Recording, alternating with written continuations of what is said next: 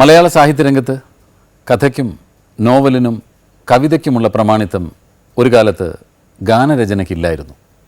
എന്നാൽ സിനിമയുടെ വരവോടെ മലയാള സിനിമാ ഗാനരചനയും വളർന്നു.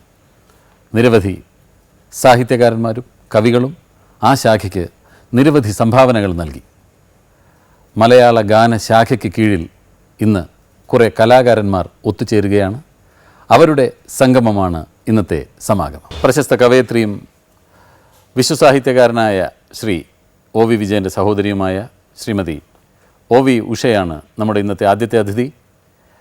ശ്രീമതി ഉഷയ്ക്കും മലയാള സിനിമാ ഗാനശാഖയ്ക്കും തമ്മിൽ എന്താണ് ബന്ധമെന്നൊരു പക്ഷേ നിങ്ങൾ ആലോചിച്ചേക്കാം. ബന്ധമുണ്ട്. വർഷങ്ങൾക്ക് മുമ്പ് ഇൻകുലാബ് സിന്ദാബാദ് എന്ന സിനിമയ്ക്ക് വേണ്ടിയും ഈ അടുത്ത് മഴ എന്ന സിനിമയ്ക്ക് വേണ്ടിയും ഗാനങ്ങൾ രചിച്ചത് ശ്രീമതി ഉഷയാണ്. ഞാൻ ശ്രീമതി ഉഷയെ ബഹുമാന പുരസ്സരം സമാഗമത്തിൻ്റെ വേദിയിലേക്ക് ആനയിക്കട്ടെ.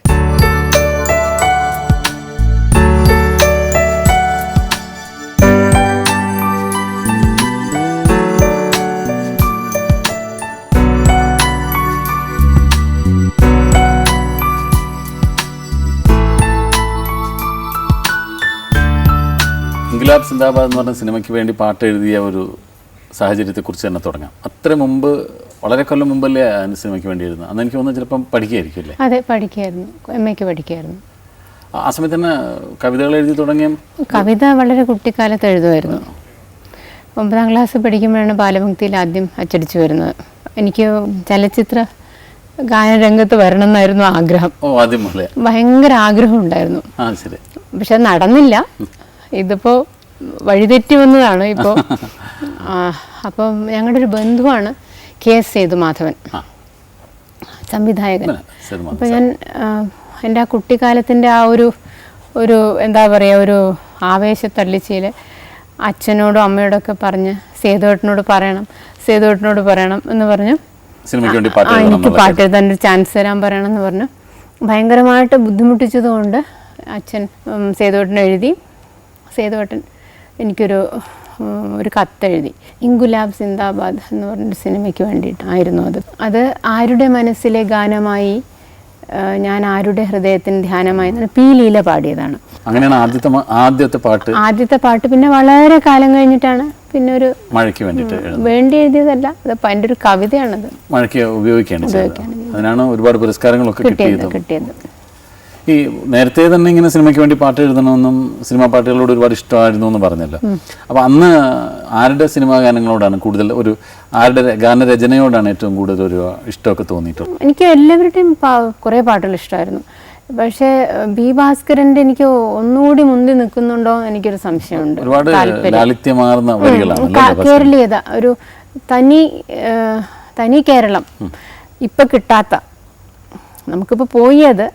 പക്ഷെ അന്നൊക്കെ ഉണ്ടായിരുന്നൊരു കേരളം ഉണ്ടല്ലോ, കേരളീയത, അത് ധാരാളം. ഇപ്പോൾ മഞ്ഞണിപ്പൂ നിലാവ്, പേരാറ്റിൻ കടവത്തു, മഞ്ഞളരച്ചു വെച്ചു നീരാടുമ്പോൾ, അങ്ങനെ കുറേ. പിന്നെ ഈവൻ ആഴിയൂരിപ്പാല് കൊണ്ട്, അതൊക്കെ അദ്ദേഹത്തിൻ്റെ അല്ലേ. അങ്ങനെ കുറേ വളരെ സിമ്പിളായിട്ടുള്ള ആർജവമുള്ളൊരു. പിന്നെ വയലാറിൻ്റെ ഒരുപാട് വരികൾ ഇഷ്ടമുള്ളതുണ്ട്. രണ്ടുപേരെയും ബന്ധപ്പെടുത്തിയ ആളുകൾ പറയും. ഇപ്പോൾ ഭാസ്കരൻ മാഷാണെങ്കിൽ മഞ്ഞണി പൂനിലാവും പേരാറ്റിൻ കടവിങ്കൽ മഞ്ഞളരച്ചു വെച്ചു നീരാടുമ്പോൾ എന്ന് ചന്ദ്രനെ കുറിച്ച് എഴുതും. വയലാർ രാമവർമ്മയാണെങ്കിൽ വെൺചന്ദ്രലേഖ ഒരു അപ്സര സ്ത്രീ എന്ന് എഴുതും. അങ്ങനെ രണ്ടുപേരുടെയും ഭാഷയ്ക്കുമൊക്കെ. പക്ഷെ എന്നാലും ചക്രവർത്തി എന്നൊക്കെയുള്ള പാട്ടുകളൊക്കെ എത്ര മനോഹരമാണ്. അല്ലിയാമ്പൽ ആരാ എഴുതിയിരിക്കുന്നത്? അല്ലിയാമ്പൽ ഭാസ്കരൻ മാഷാണ് എഴുതിയിരിക്കുന്നത്. നല്ല പാട്ട്. എനിക്ക് ഏറ്റവും ഇഷ്ടപ്പെട്ട പാട്ടുകളിലൊന്നാണ്. ഇനിയിപ്പം സിനിമയ്ക്ക് വേണ്ടി പാട്ട് എഴുതേണ്ട ഒരു സന്ദർഭം വരികയാണെങ്കിൽ അങ്ങനെ എഴുതണമെന്ന് ചേച്ചിക്ക് ആഗ്രഹം തോന്നിയിട്ടുണ്ട്? അങ്ങനെയില്ല. എന്തെങ്കിലും സന്ദർഭം ആരെങ്കിലും പറയുകയാണെങ്കിൽ എഴുതാന്നുള്ളതേ തോന്നിയിട്ടുള്ളൂ. അത് ഞാൻ പിന്നെ ഈ ഒരു ആദ്യത്തെ പാട്ടിന് ശേഷം പിന്നീട് പിന്നെ അങ്ങോട്ട് അതിനു വേണ്ടി ഞാൻ പോയിട്ടില്ല. പോകാൻ അങ്ങനെ ഒരു സാഹചര്യം ഒന്നാമത് ഡൽഹിയിലായിരുന്നു. പിന്നെ സിനിമാ രംഗത്തൊന്നും എങ്ങനെ വരാം, അങ്ങനെ ഒരു പാട്ട് എഴുതാൻ ഒരു പെൺകുട്ടിക്ക് വരാൻ എനിക്കൊരു അങ്ങനെ ഒരു തോന്നിയിട്ടില്ല. പിന്നീട് കവിതയിലൊക്കെ ആയല്ലോ കൂടുതൽ ശ്രദ്ധേയം അല്ലേ, കവിതകൾ എഴുതുകയും. അതെ, ഞാൻ ഗുരുവിനെ കുറിച്ച് കുറേ പാട്ടുകൾ എഴുതിയിട്ടുണ്ട്, പാട്ടുകളായിട്ട് തന്നെ. ശാന്തിഗിരി ആശ്രമമാണേ. അപ്പോൾ അവിടെ ഞങ്ങളൊക്കെ ഇപ്പോൾ ഒരു ഗുരുസ്തുതികൾ ഒരുപാട് എഴുതുന്ന ആൾക്കാരുണ്ട്. ഞങ്ങളൊക്കെ കുറേ പേരുണ്ട്. എല്ലാം അങ്ങനെയല്ലേ ചെയ്തിട്ടുള്ളൂ? അല്ലാതെ മ്യൂസിക്കിന് വേണ്ടി ഒരിക്കലും? അല്ല, മ്യൂസിക്കിന് വേണ്ടി എഴുതിയിട്ടില്ല. പക്ഷെ എഴുതാൻ പറ്റും. ഇപ്പോഴത്തെ സിനിമയുടെ ഒരു രചനാ രീതി അങ്ങനെയാണ്. പുതിയ ഗാനരചയിതാക്കളൊക്കെ പാട്ടുകൾ എഴുതുന്നത് ഒരു ട്യൂൺ ചിട്ടപ്പെടുത്തിയതിന് ശേഷം അതിനുള്ളിൽ നിന്നുകൊണ്ടാണ്. പക്ഷെ പിന്നെ എന്താണെന്നറിയോ, ഞാൻ അങ്ങനെ ഈ ഫീൽഡിൽ ഇല്ലല്ലോ. അബദ്ധത്തിന് ആദ്യം ഒന്ന് കിട്ടി, പിന്നെ ഇതിപ്പോൾ കിട്ടിയപ്പോൾ ഒരു അപൂർവതയായിട്ട് അതിന് പെണ്ണുങ്ങളിൽ എനിക്ക് തോന്നുന്നു ആദ്യമായിട്ടാണ് ഒരാൾ ഒരു അവാർഡ് വാങ്ങുന്നത്. അപ്പോൾ ഒരു അത്ഭുതകരമായിട്ടുള്ളൊരു പ്ലസൻറ്റ് സർപ്രൈസ് എന്നൊക്കെ പറയാവുന്നൊരു. അപ്പോൾ അതല്ലാതെ നമ്മൾ ഇതിൻ്റെ ഒരു കരിയറാക്കാൻ വിചാരിച്ചിരുന്നില്ല എന്ന് വെച്ചാൽ അങ്ങനെ ഒരു സന്ദർഭത്തിൽ പെട്ടില്ല. പിന്നെ ഇത്രയും വയസ്സുകാലത്ത് ഇനിയിപ്പോൾ പുതിയൊരു ഇനിയൊരു കരിയർ എന്നുള്ള നിലയ്ക്കൊന്നും ചിന്തിക്കുന്നില്ല ഞാൻ. ഒരു കവിത ശരിക്കും രചിച്ചു തുടങ്ങുന്നത് എങ്ങനെയാണ്, ജനിക്കുന്നത് എങ്ങനെയായിരിക്കും? നമ്മളിപ്പോൾ ഏതെങ്കിലും ഒരു സിറ്റുവേഷൻ കണ്ടിട്ട് അതിനെ മനസ്സിൽ ഇട്ടിട്ട് അങ്ങനെ ഒരു കവിത ഉണ്ടാക്കാമെന്ന് തോന്നുന്നതാണോ, അതോ മനസ്സിൽ തന്നെ അങ്ങ് നമ്മൾ ഇങ്ങനെ ഒരു കാര്യത്തെക്കുറിച്ച് ആലോചിച്ച് അതിൽ നിന്നൊരു ഊർജ്ജം വരാനില്ലേ, ഒരു ഇൻസ്പിറേഷൻ? തീർച്ചയായിട്ടും. അപ്പോൾ ഒരു കഥാപാത്രത്തെ കിട്ടുമ്പോൾ ഞങ്ങൾക്ക് പിന്നെ അതിന് ഒരുപാട് സപ്പോർട്ട് ചെയ്യാൻ ആളുണ്ട്. അല്ല, ഉണ്ടെങ്കിലും നിങ്ങളാണല്ലോ മുന്നിൽ വരുന്നത്. ഓരോ കഥാപാത്രങ്ങളെയും നമ്മൾ സിദ്ദിഖ്, മോഹൻലാൽ, ഇങ്ങനെ ഓരോരുത്തരിൽ കൂടിയാണല്ലോ നമ്മൾ അറിയുന്നത്. അപ്പോൾ അതിന് നിങ്ങൾക്ക് നിങ്ങളുടേതായിട്ടുള്ള അതിന് നിങ്ങളൊരു ധ്യാനം കൊടുക്കുമല്ലോ. ധ്യാനം തന്നെയുണ്ട്. അത് നല്ല ആ ധ്യാനാവസ്ഥ വന്ന് ഒരു ഇൻസ്പിറേഷൻ എന്ന് വരുമ്പോൾ തന്നെയാണ് ഏറ്റവും നന്നായിട്ട് പെർഫോം ചെയ്യാൻ പറ്റുന്നത് എനിക്ക് തോന്നുന്നു.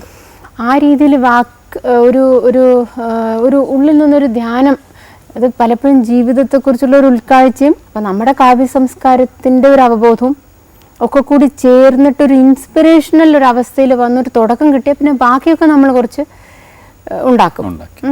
നിർമ്മാണം കുറേ പിന്നീട് വരും. പക്ഷെ ഇൻസ്പിറേഷൻ വന്ന് കുറച്ചൊരു 1-2 വരിയെങ്കിലും അല്ലെങ്കിൽ ഒരു ആശയം അല്ലെങ്കിൽ ഒരു ബിംബമെങ്കിലും കിട്ടണം. കവിതയിലും അത് തന്നെയാണല്ലേ? ഞങ്ങൾ അഭിനയിക്കുന്ന ആൾക്കൊക്കെ അത് ഉണ്ടെന്ന് പറഞ്ഞേക്കാം. എന്താ പറയുക, ചിലൊരു ഒരു ബാധ കയറുന്നതാണെന്ന് പറയും. അനുഭവിച്ചിട്ടില്ലേ അത്? തീർച്ചയായിട്ടും ഉണ്ട്. സാഹിത്യരചനയുമായി ബന്ധപ്പെട്ടിട്ടുള്ളത് എങ്ങനെയാണ്? ഞാനിങ്ങനെ ഏട്ടനൊക്കെ എഴുതുന്നത് കണ്ടിട്ടും ഒക്കെ വളരെ ചെറുപ്പത്തിൽ എഴുതാനൊക്കെ ഉള്ള ആഗ്രഹം തുടങ്ങി. എനിക്ക് വാക്കിനോട് വലിയ ഇഷ്ടമായിരുന്നു. പിന്നെ ഞാൻ അത്ര വലിയ സാഹിത്യകാരിയൊന്നും അല്ല. അങ്ങനെ ആരും പറയില്ല. അല്ല, അത്ര പോപ്പുലർ ആയിട്ടുള്ളതോ അല്ലെങ്കിൽ പുരസ്കൃതമായിട്ടുള്ളതോ ആയിട്ടുള്ള സാഹിത്യമല്ല എൻ്റേത്. പക്ഷേ മോഡറേറ്റ് ആയിട്ട് ചിലരൊക്കെ വായിക്കും. ഞാനൊരു നോവൽ എഴുതിയിട്ടുണ്ട്, ഷാഹിദ് നാമ എന്നാണ് എൻ്റെ പേര്. അത് മുസ്ലിം ഒരു ബാക്ക്ഗ്രൗണ്ടിലുള്ളൊരു പുസ്തകമാണ്. കുറേ ഹിന്ദു മുസ്ലിം മൈത്രി ഒരുപാട് അതിൽ വന്നിട്ടുണ്ട്. പിന്നെ ഒരു കഥാസമാഹാരമുണ്ട്, പിന്നെ 4 കവിതാ സമാഹാരമുണ്ട്. പിന്നെ ഗുരുവിൻ്റെ അടുത്ത് വന്ന ആൾക്കാർക്കുണ്ടായ അനുഭവങ്ങൾ വെച്ചുകൊണ്ട് പുഴയൊഴുകും വഴി എന്നൊരു പുസ്തകം എഴുതിയിട്ടുണ്ട്. ഏട്ടനെ കുറിച്ച് ഓർമ്മ വയ്ക്കുമ്പോൾ മുതൽ ഏട്ടൻ എഴുതുന്നല്ലേ കാണുന്നത് അല്ലേ? ഏട്ടൻ ഞാൻ കുറച്ച് 18 വർഷം താഴെയാണ് ഏട്ടൻ്റെ. അപ്പോൾ ഏട്ടൻ ചെറിയ കുട്ടിയായിരിക്കും, ഏട്ടൻ മുതിർന്നല്ലോ. ഏട്ടനെ കളിപ്പിക്കുകയും എടുത്തുകൊണ്ട് പോവുകയും പല കാഴ്ചകളും ആദ്യം കാണിച്ചു തന്ന ഏട്ടന് ആലമ്പുഴ അണക്കെട്ട്, ഇതൊക്കെ എൻ്റെ ജീവിതത്തിൽ വലിയ കാഴ്ചകളാണ്. പിന്നെ കടല്, അങ്ങനെയൊക്കെ പല കാര്യങ്ങളും. ആദ്യത്തെ അക്ഷരം ഏട്ടനാണ് എൻ എന്നുള്ളൊരു അക്ഷരം പഠിപ്പിച്ചതെന്ന്. എനിക്ക് ഓർമ്മയില്ല, ഏട്ടൻ പറഞ്ഞാണ് ആദ്യത്തെ അക്ഷരം എന്നാണ് നീ പഠിച്ചതെന്ന്. ഒരുപക്ഷെ ഏട്ടൻ സാഹിത്യകാരനായതുകൊണ്ടാണ് അങ്ങനെ ഒരു എഴുത്തിന്റെ